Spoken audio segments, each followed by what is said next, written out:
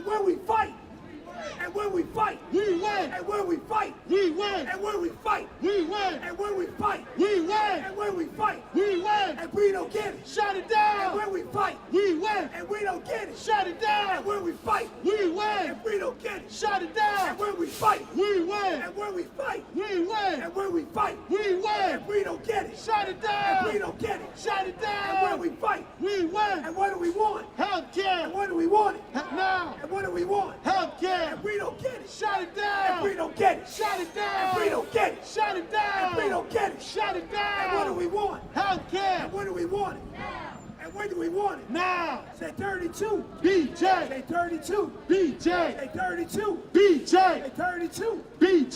Say 32. And it's really nice to see everybody come out today to support. Now to kick off our program, please welcome Brooklyn Borough President Eric Adams, and he will be followed by our president, Mr. Carl Bragg. Let me hear everybody. Come on, come on. Come on, people. Thank you so much.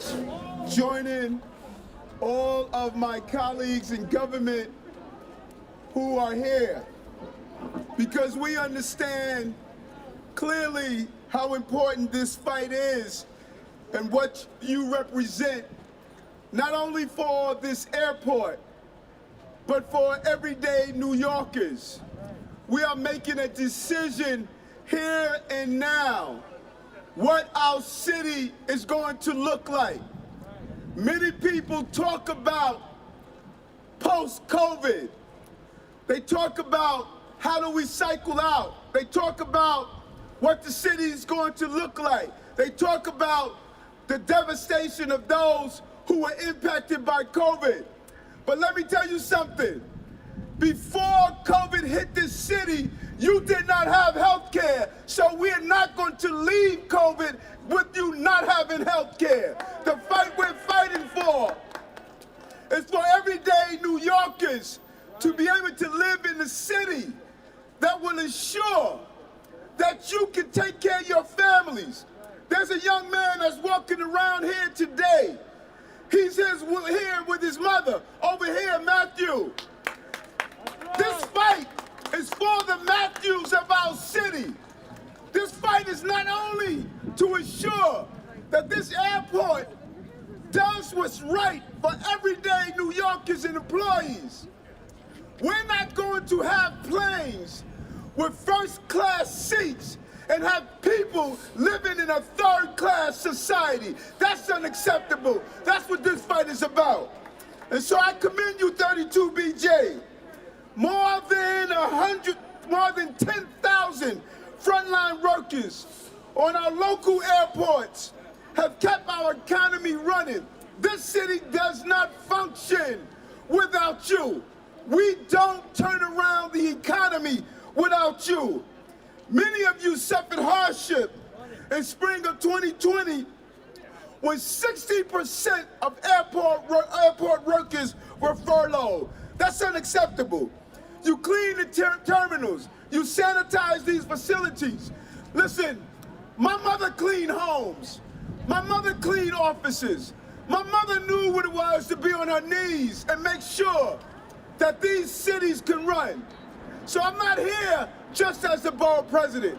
I'm here as a person who had a mother that did the jobs that you are doing right now. So on behalf of my mother and the mothers before you, we're going to make sure you get your health care, you get your benefits, you get your right, you get your ability to function in this city.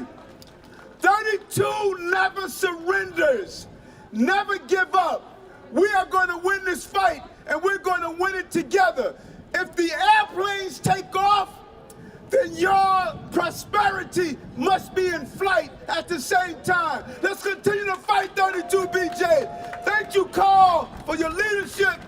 And thank all of the electeds who have joined us here today. We're side by side with you. We know these two numbers, 32. 32. 32. Never quit, we win. Thank you.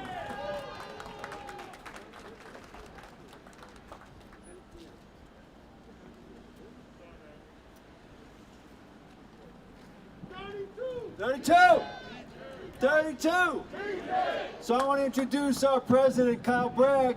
I want to say one thing though. Kyle was on a plane the other day and he's lost his voice, but he's still here with us.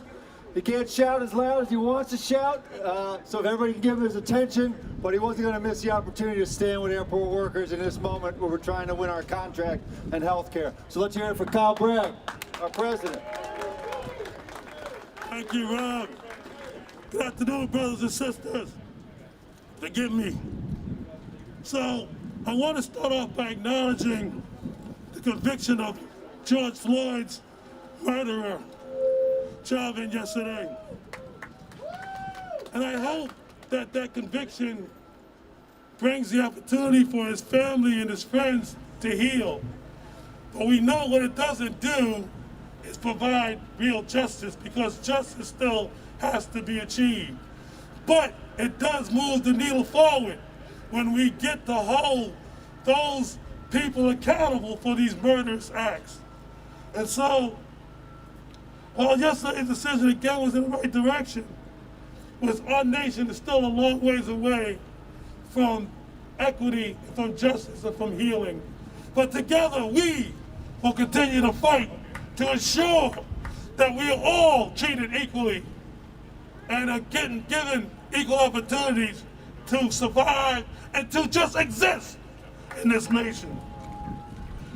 We also know that in order to achieve true racial justice, we must fight for economic justice.